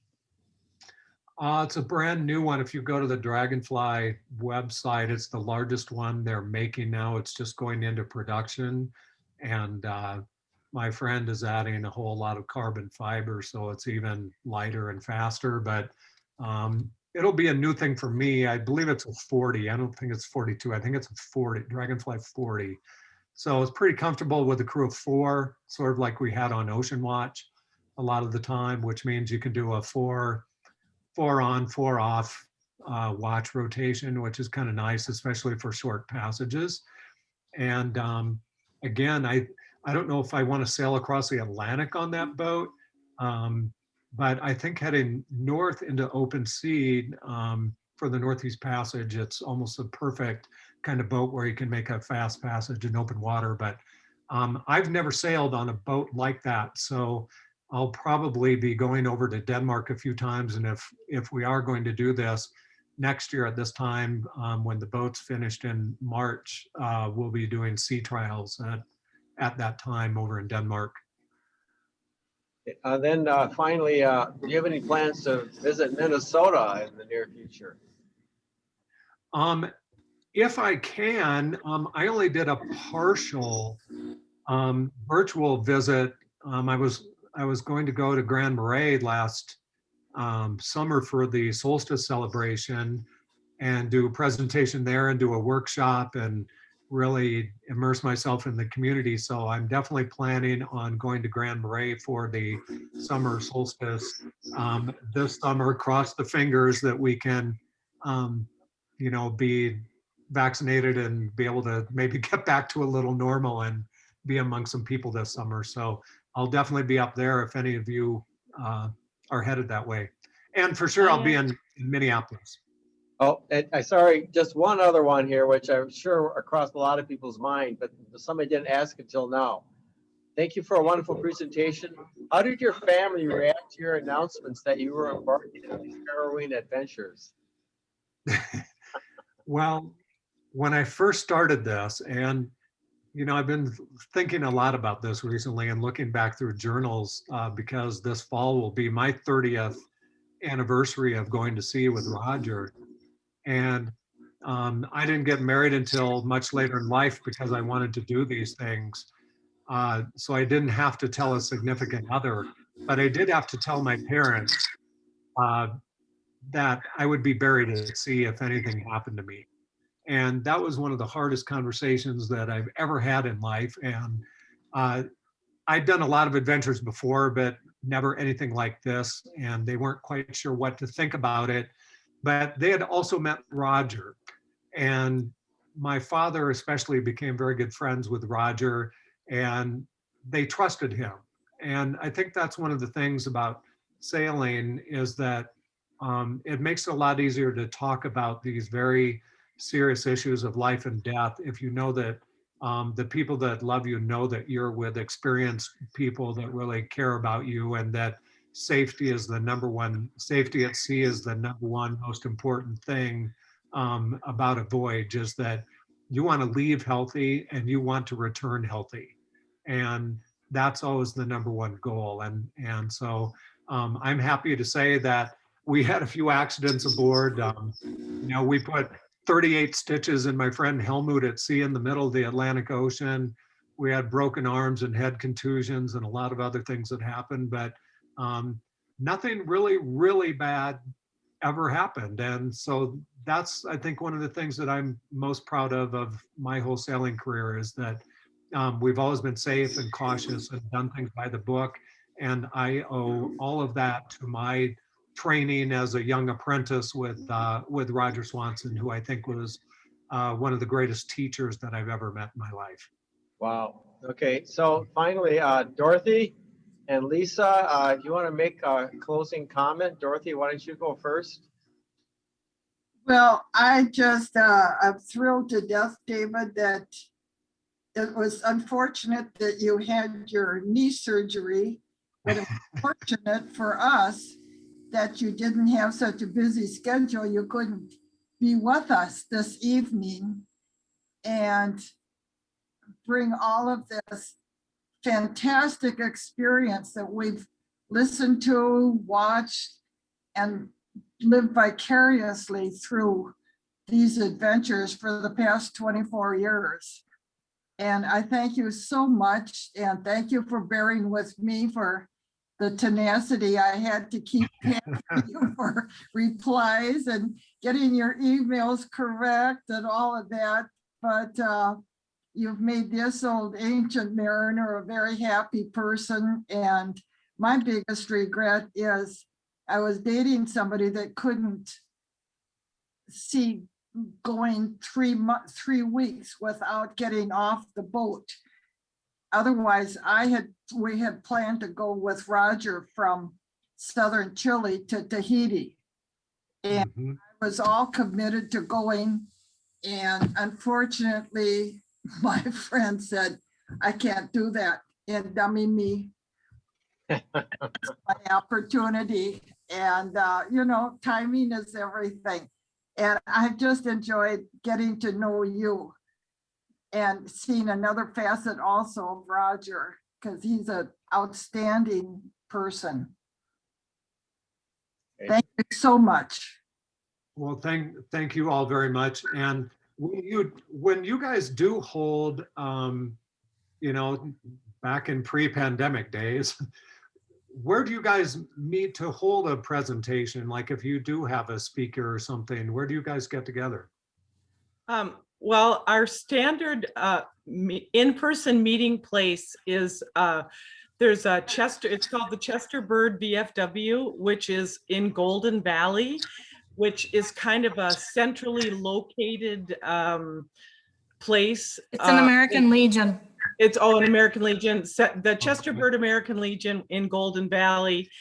It's a place where you can, have dinner and drinks, and it's kind of, in the middle of the cities. And then in the summertime, we have meetings at different people's homes, and we do a potluck type situation.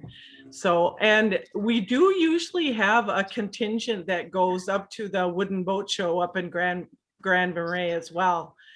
We've had a group that usually rents one of the shoreside townhomes and goes to the boat show. And I've already got prepaid hotel rooms up there for that from last year. So I'll be up there. Well, So- I'll be up there. I will be there for sure. If there is the boat show and the event, I will be there this summer. And so I'd love to see some of you up there if possible. And I'll definitely be doing a presentation. Then I'll be in the community for a couple days. And so that should make for some really nice experiences to have personal conversations again. And Yeah, like I that'll said, be great. that's what I miss. I just so miss being around people. Many of you guys you weren't here when I did the dry run the other night, but I talked a little bit too long about various stories. I kind of went on a little bit, and Tom was kind of getting after me a little bit and said, you do have limited time for your presentation on Tuesday night. And I said, yeah, but Tom, I haven't talked to anybody for a year. So, I mean, that's kind of what's happened to us all. I think we all miss that interpersonal time and Oh, yes, communication, yes. being with friends. So, Yeah, well, okay, we I thank all you miss very it. much. We all miss Yeah, it. we all. And hopefully it'll be, ending soon, and, we can get back together. Last summer there was a little more hope because they talk about being outside, but it's still, we tried a picnic, but we didn't have very many people come. So, but again, we want to thank you very much for speaking with us. And I had mentioned to David, but a lot of you people don't know this. I've actually gone to see David speak before he did a talk at the Norway House a couple of years ago, and I went and saw that. My daughter actually introduced me to him because of your interest in climate change and stuff, because my daughter is studying that. She has a minor in climate change. And there's a documentary that you put together. Is it called Vanishing Ice? Is that the name of the documentary? No, I think it was I think you're thinking of the right one. I think it's a different title. Yeah, it's a So different I'm- title. Yeah, I I'm can't not- remember I'm the not title, sure. but Yeah, and speaking of the Norway House, unfortunately, I've had another exhibit and speaking, like a whole climate and speaking series there, which is now again, it's another casualty of this. Yeah. I've been up working in the Arctic National Wildlife Refuge and visiting Gwich'in villages and spending time embedded in indigenous communities and doing interviews with people there who hunt the caribou and live within those cultures and seeing all the changes and stuff. And so I'm hoping that someday again that I can get back to the Norway House with this exhibit for a whole nother series of stories and photographs. yeah, the photographs are incredible. David, David. for everybody as well, David, by being a presenter this evening, automatically becomes a member of Northern Light Sailing Club gratuitously for another year, which means he can also publish articles in the Bearings every year. Yes. Yeah. Keep advertising things where you might be, things of interest. We'll love to be listening to you, knowing where you're going to be, and people can reach out to you. And you certainly are welcome to put in wherever you're going to be here in the city. And you'll see from the editor, they tell you what time your article has to be in. And anyway, welcome aboard to our new Right. sailing club as well. Just And Well, thank you. I think I'll certainly send, maybe do a little follow-up from this with some time that maybe has a couple of the photographs of things I've been thinking about that weren't in there that you may have asked about. Maybe That'd some be more great. personal things and some Yeah. stories, and I'll send you a little piece for sure. yeah, and just a little plug from me, if you need anybody to sail with, Okay. I would, I've got at least 15,000 nautical miles, so I'm not a newbie, Very good. just had to get that in there. I keep a list. Thank you I so have a much. list. Thank you so much, David. Yes, thank you very much. Thank- And thank this you all. will be on our YouTube channel. So Northern Light Sailing Club Minnesota, it will be on our YouTube channel. All right. Okay. Okay. Well, thank you so much, all of you. And Dorothy, thank you for your persistence. And as I've said before, you are the best email writer I think I've ever known, man. You send an email that covers a lot of subjects. Yes, she does. Yes. thank you Thank for you. bearing. Thank you for bearing with me, David. All right. All right. Well, take care, you all. Thank you very much. And I will see you down the road Yes, you for will. sure. All right. Okay. Goodbye, everybody. Bye-bye. Thank you.